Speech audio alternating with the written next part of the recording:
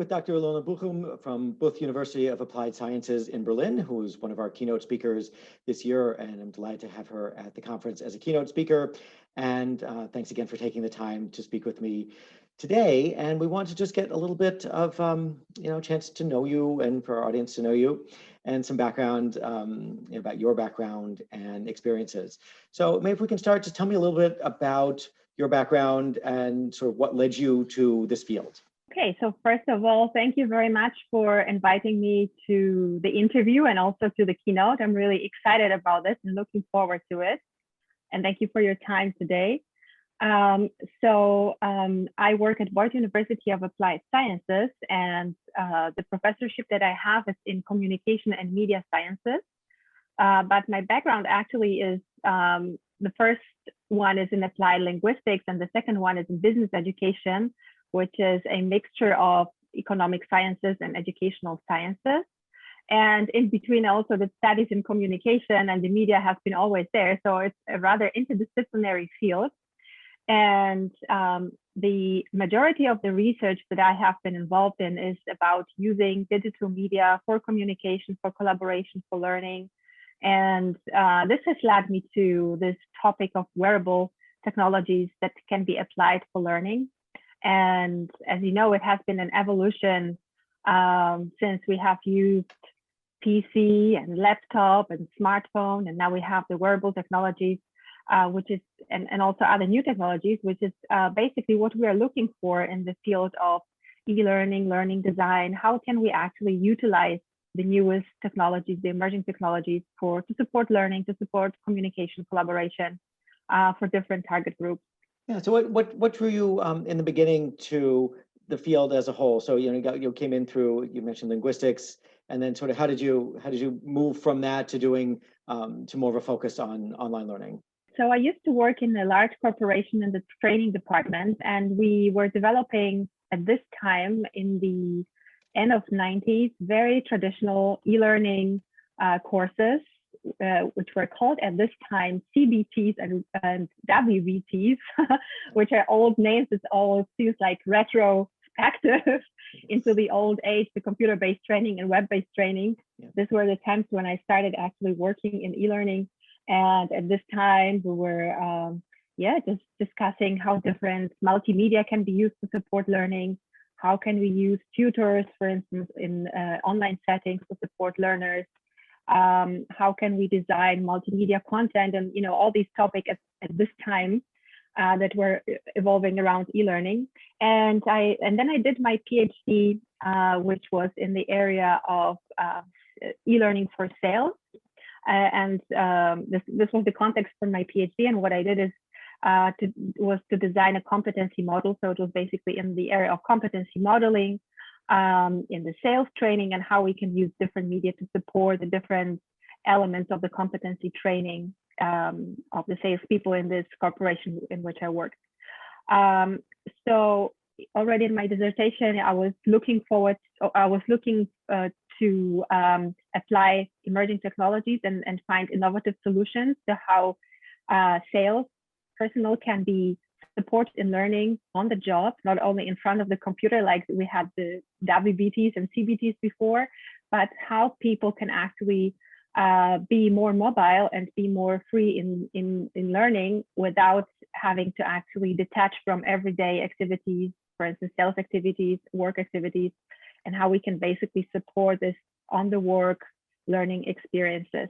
So I have been always interested in doing this, how we can create more seamless learning environments, how we can use the emerging technologies without having this artificial kind of classroom, which is really nice in the formal education settings, or maybe it's even not nice anymore. But when you go to work-based learning, it doesn't really work so well. So it's been always kind of my interest to find out ways how people can be supported in learning on the go, on the job, while doing things that they're doing every day, for instance, at work.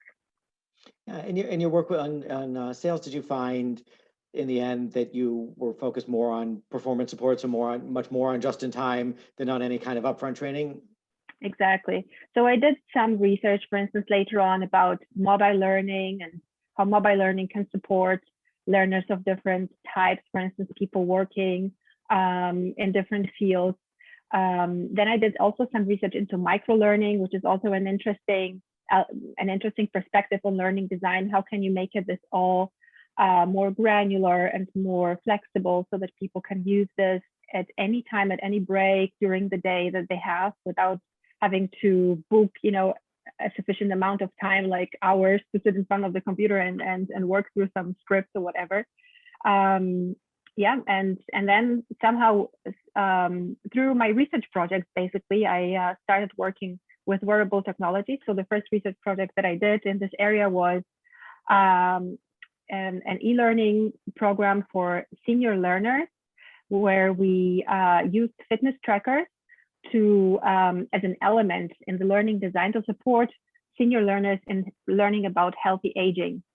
So this was an element in the learning environment, which was based on a traditional learning management system, Moodle, and we created some APIs to feed in the data from the trackers to the learning environment.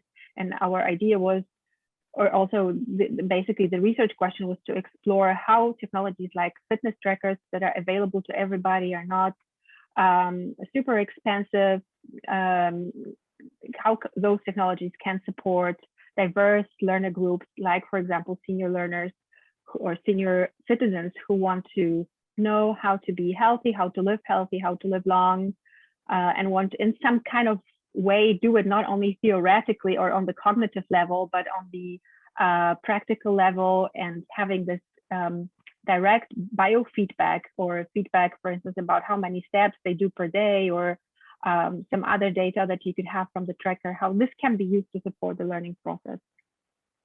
Great. So what you were able to do then was take actual data, so their real life step data, and feed it into the system so that you could give, I guess, customized feedback on how they're doing. And maybe did you then direct them to sort of things that they may want to explore based on how they're doing? So more active people might be directed to something different than less active people, and that kind of thing?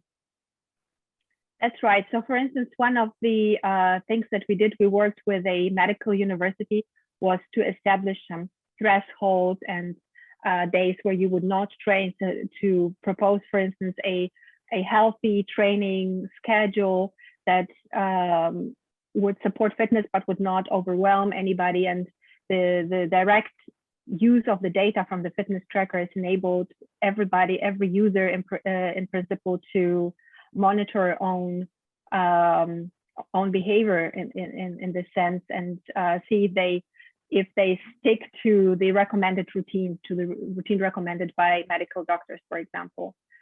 So this was also one of the weak points that we discovered in the project, is that a lot of commercial products like fitness trackers, they enable you to monitor different data, but then there's no follow-up, like there is no plan for diverse groups, like, for instance, seniors with some sicknesses or some impairments, for instance. There's no follow-up in the sense of learning, like reflection for learning.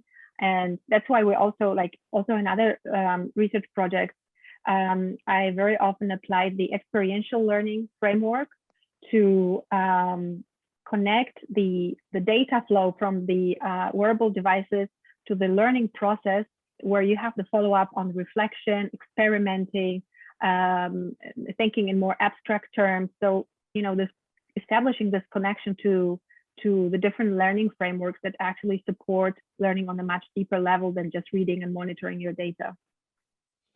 So it's really a combination of experiential learning and learning by doing, but rather than an environment that's, I've done a lot of work, as I think in learn by doing simulation, but there you have a safe simulated environment. It's a simulation. It's not the real world. You can make mistakes.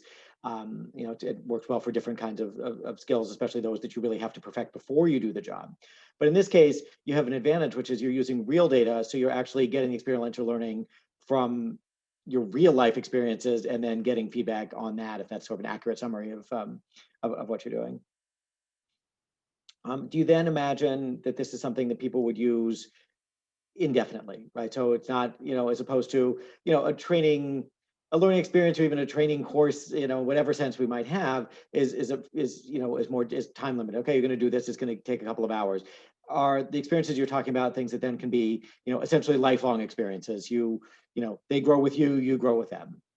Yes, that's it. And I think, and hopefully we will see technologies developed in further in this direction. So for instance, the current project that we have, a research project, is where we use head-mounted displays and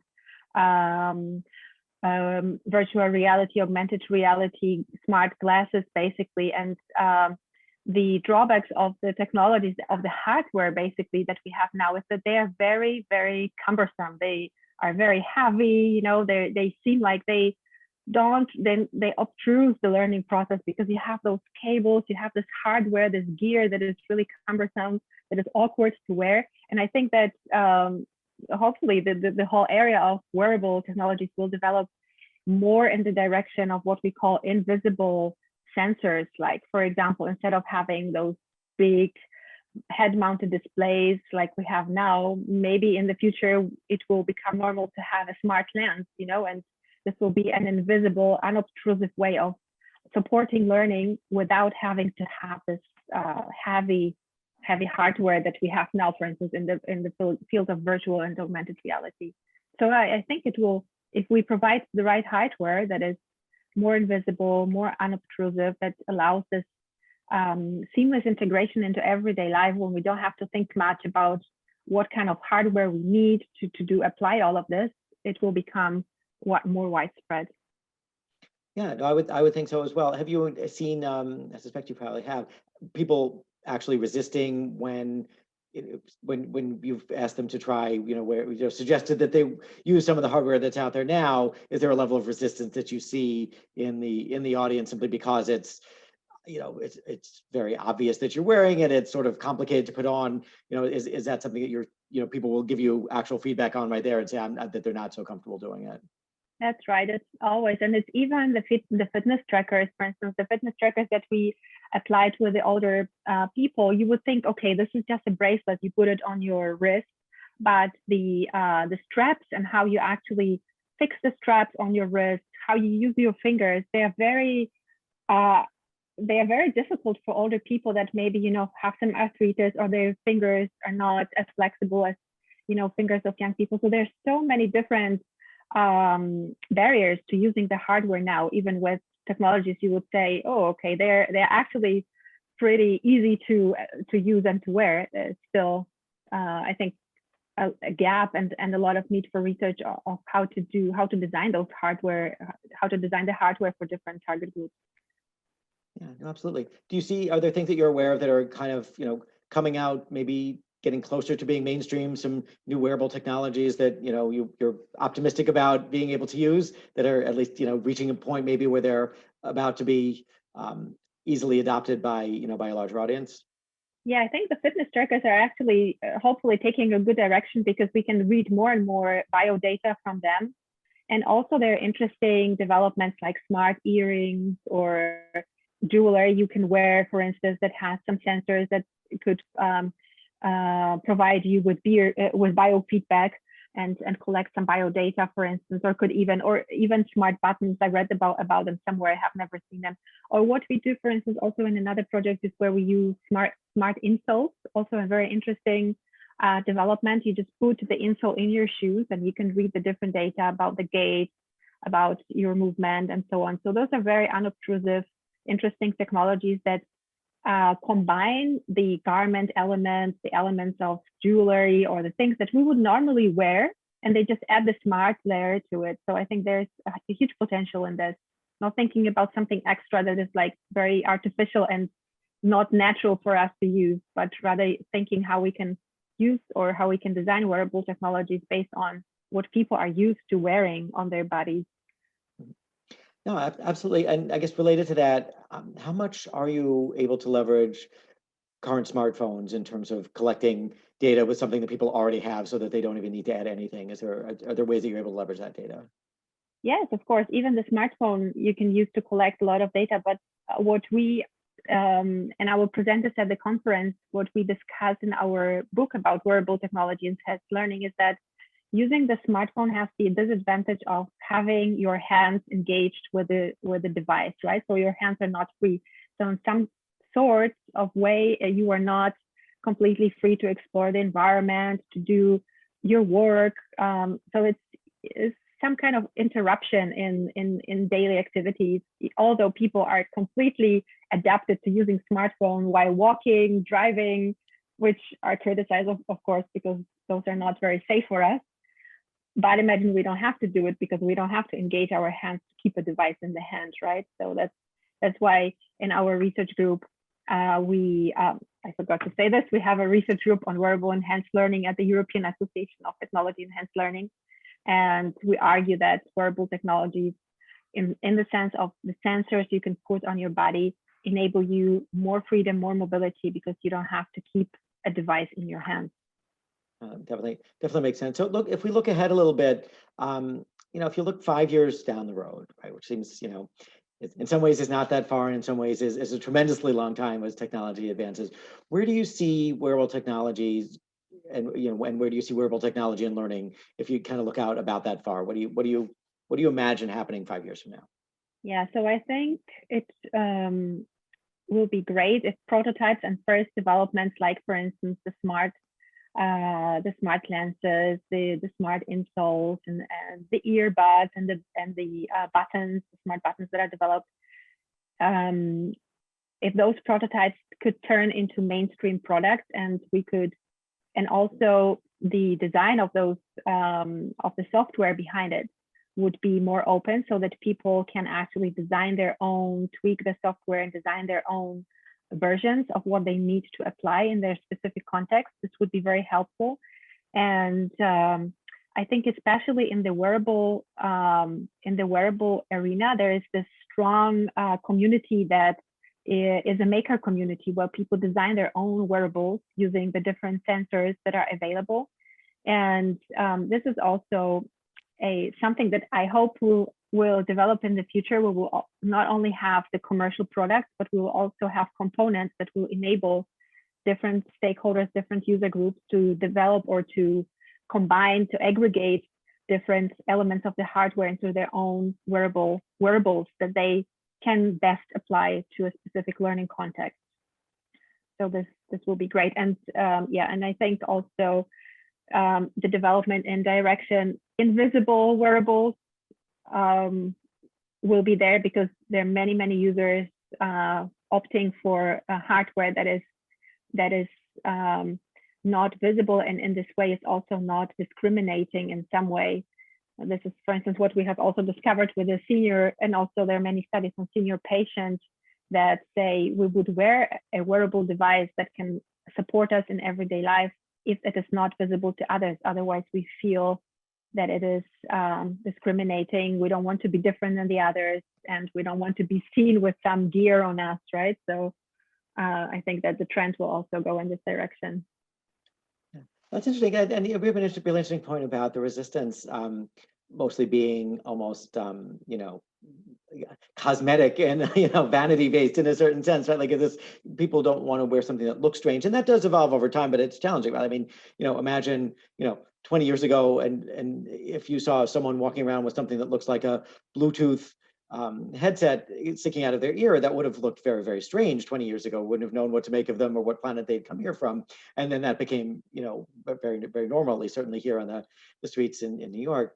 So some things can change. But I'm curious also then about another kind of potential resistance. Have you encountered people worried at all or wondering about all of this data being collected? So, if I'm wearing my insoles, everywhere I go. And I'm aware that our smartphones know a lot about us already, so this is not entirely new. But are you seeing people questioning or expressing any kind of resistance or concerns about the masses of data that get collected by wearable devices as they start to roll out? Very much so. So especially in Europe, we have very strong data protection regulations, and it's always a huge discussion. In all research projects that we do, we have ethics committees really paying very close attention to how the data is collected, who is it collected by, where is it stored, how is it used. So it's always a big issue in all research projects. And of course, the users are more and more aware, and it's not only older people, also young people. There's resistance actually among young people that I noticed, for instance, with our students, against using services that are storing data on servers, for instance, outside of Europe. So that's really a big issue. And yeah, this will be something that will definitely need to be taken care of in the future to provide more trust, and through the trust, the take up of those technologies. If this is not provided, I think no matter how fashionable the device will be or how invisible it will be, nobody will wear it because they would just feel spied on. Right. No, that makes sense. Now we're sort of, right. Put in your custom insoles and, step on the accept button and go from there. But not everybody's entirely comfortable with that. And, and those things can evolve over time as they become more, there are things that we do now that we wouldn't have been comfortable with years ago. And so hopefully that can evolve in a safe way for society as a whole. So one more thing I want to kind of ask you before we wrap up. So getting back to sort of wearables for learning purposes, are there a few things you can kind of summarize as key things to think about in the ways that you view wearables being best used for learning and performance? So the full potential of the wearables, I think, can develop when you can wear the sensors on your body, like we said before, not having the need to add extra cumbersome, large, heavy gear that obstrudes the process, the vision, the interaction with other people.